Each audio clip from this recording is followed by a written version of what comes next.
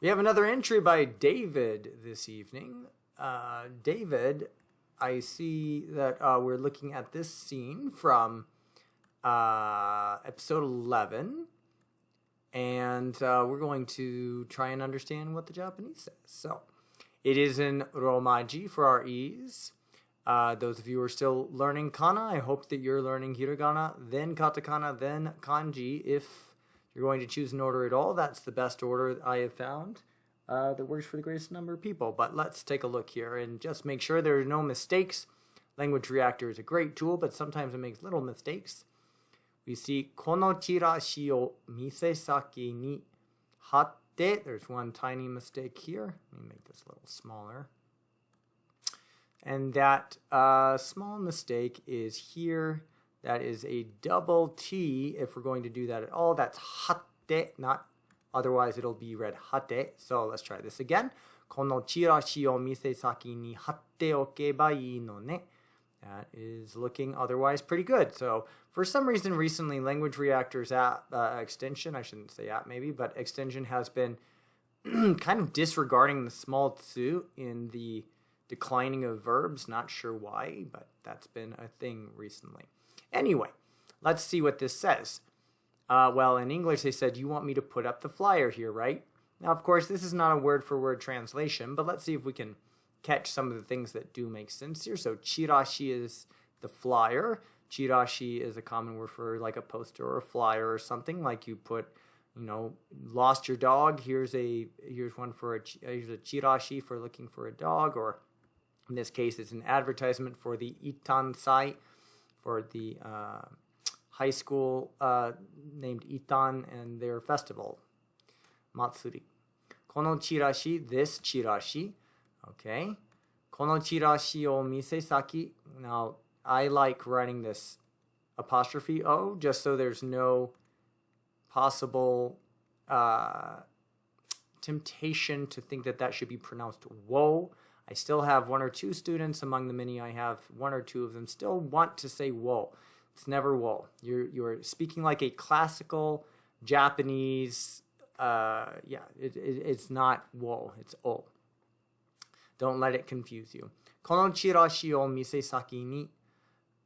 So let's see. The misesaki is a store place, basically. So it's the site of a store, which may sound kind of redundant, but it's a common thing to say in Japanese. You might say, jusho saki, saki can also, or maybe some more common one than that, shokuba saki. Saki just gives the impression of being at a specific site.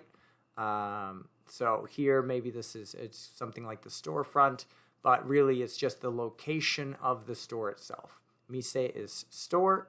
Saki is just sort of a generic word that means at the location of, or sometimes in time it means just before or just after. It means in a specific place or in a specific time that is implied. So misesaki ni hatte, to put up.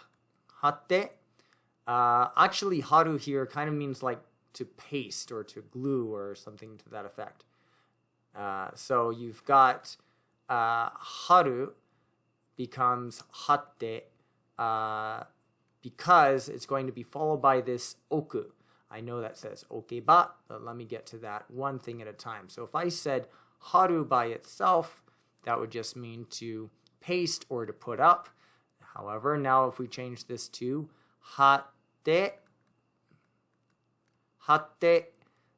then say hatte oku, now we are saying to do something basically in preparation for something else or for some implied purpose.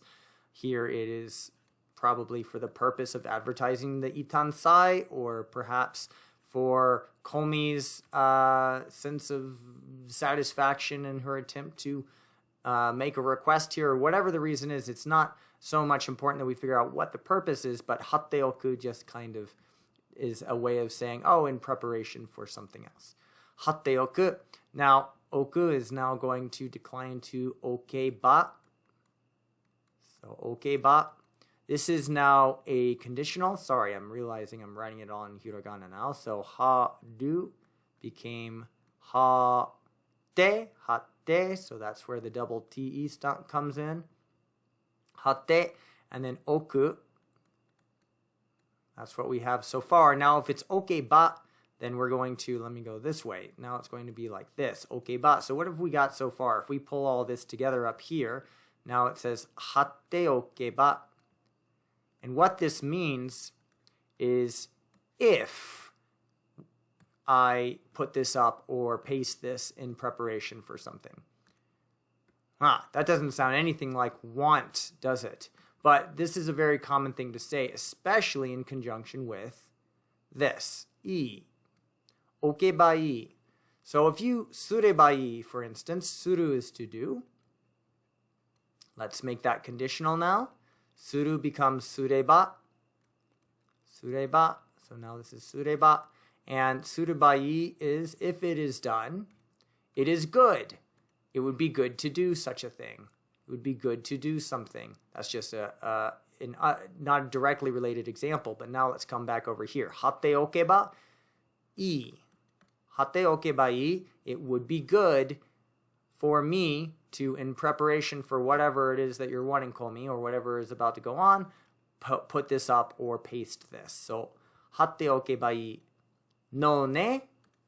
No ne. What do you think this is about? So this no ne, the no is just an emphatic marker.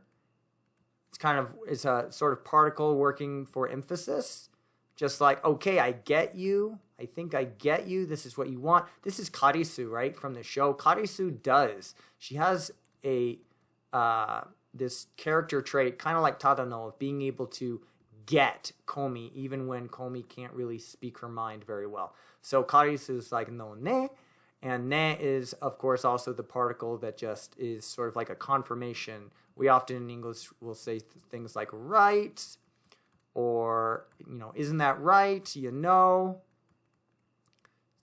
It's kind of a soft confirming way of talking to somebody. Like, we're on the same page about that, right? So, here we go. Kono chirashi o misesake ni hatte okebai ii no ne. Literally translated, it would be good. Let's see, maybe I'll change colors here because this is getting a little bit crazy. So, it would be good if I put this up in preparation in the store, this being the kono chirashi, this flyer. Isn't that right, Komi? Loose, not very interesting, kind of awkward and such in English, but I think you get the idea, right? That's what essentially is being said in Japanese.